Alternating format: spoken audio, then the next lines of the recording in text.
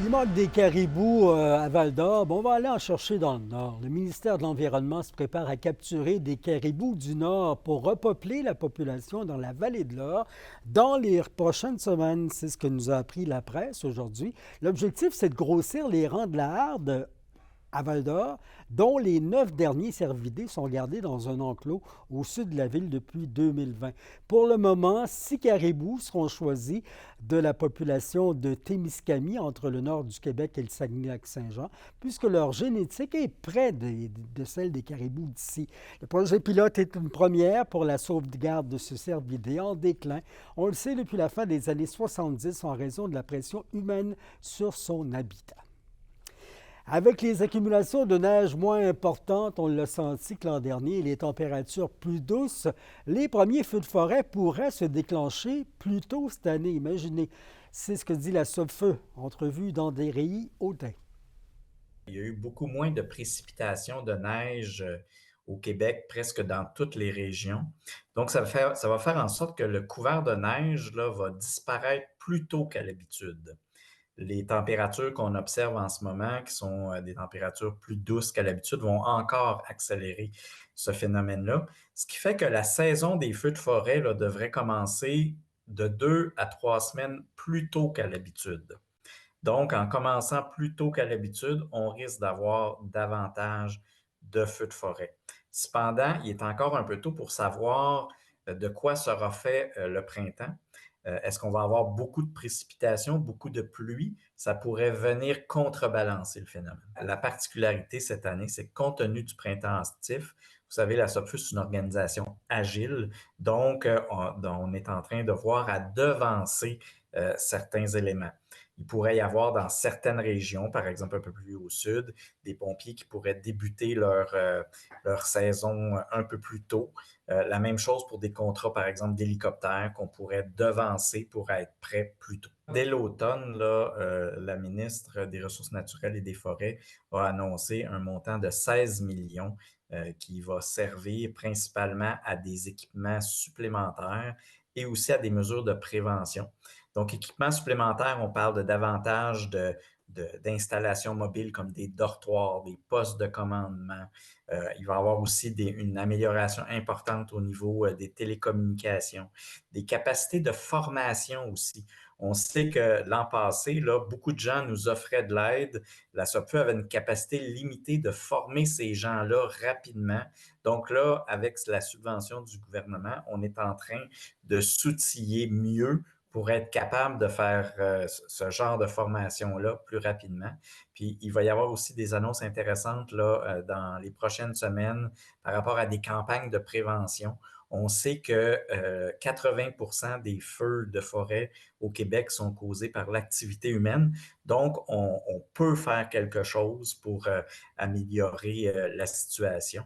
Donc, il va y avoir plus de sensibilisation qu'à l'habitude. Parallèlement à ça, le ministère de la Sécurité publique a aussi des budgets qui vont servir à l'atténuation des risques. Donc, on va travailler, la SOPFEU, le MSP et les municipalités à rendre les communautés qui sont proches des forêts moins vulnérables avec des travaux là, qui vont être réalisés éventuellement en atténuation des risques.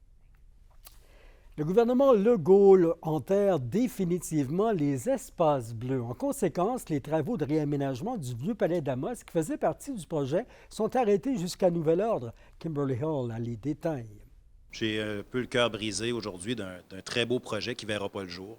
On avait un bâtiment patrimonial aussi qui attendait juste d'être mis en valeur. Le Vieux Palais d'Amos avait été sélectionné en 2021 parmi les 4 premiers projets à être amorcés dans le cadre des Espaces bleus.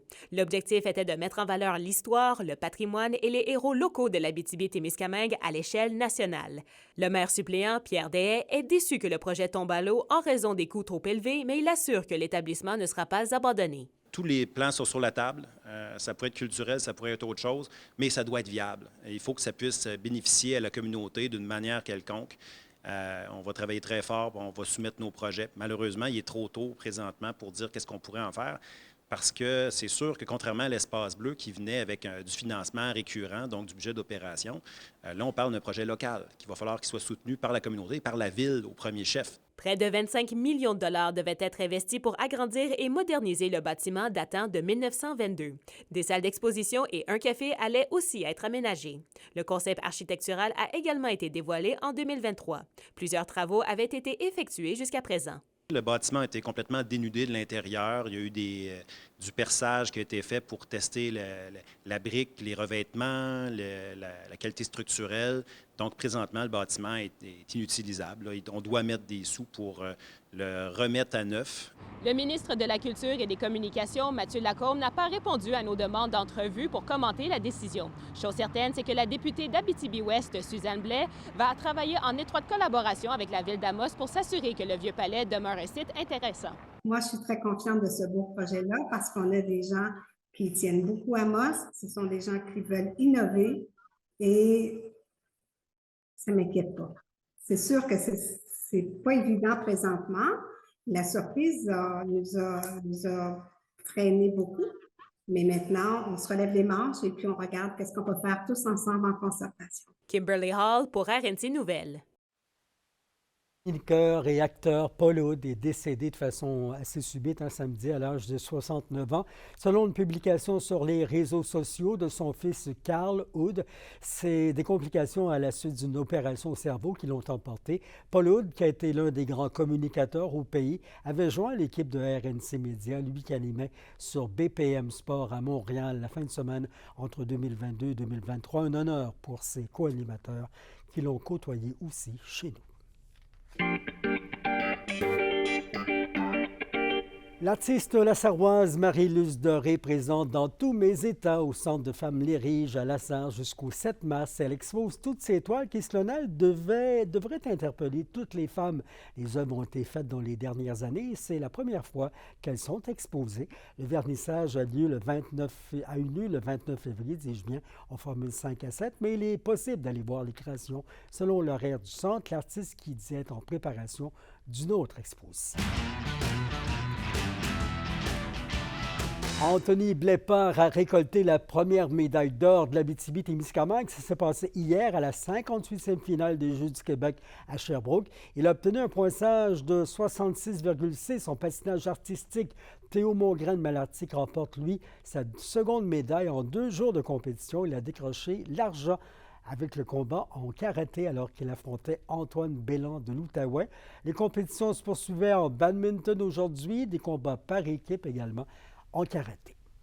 Et au hockey junior majeur, les Foreurs de Val-d'Or ont cumulé 2 autres défaites en fin de semaine dernière. Dimanche, au centre Nico Eagle, les Saguenayens de Chicoutimi les ont rossés 9-3 contre le Vert-et-Or. L'équipe en est donc à sa 6e défaite d'affilée. Vendredi, les Olympiques de Gatineau ont gagné, eux, 7-1 contre les Foreurs. On se paye la traite les uns les autres.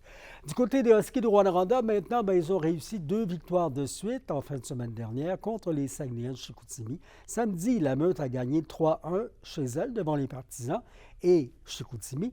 Vendredi, la Meute a eu raison des Saguenayens 7-4. Prochain affrontement, ce sera un duel de la 117 entre les Foreurs de Val-d'Or et les Huskies à l'Arena Glencore. L'hiver et le printemps continuent de se tirailler alors que plusieurs jeunes poursuivent la semaine de relâche. Les nuages restent en place ce soir et on attend de la pluie tard ce soir et la nuit qui vient accompagnée de vent à rafale à 40 km/h. On attend de 10 à 15 mm d'eau, un mercure à +3. Demain, la pluie doit être mêlée à de la neige, hauteur de 5 mm d'eau, 2 cm de neige, maximum de 3 à 4. Et mercredi, retour du soleil et entre 2 et 3 degrés partout. C'était vos infos régionales. C'est la semaine nationale de lutte contre l'exploitation sexuelle des mineurs et les nouvelles partagent une importante campagne de sensibilisation au Québec. Et ça, on y revient cette semaine.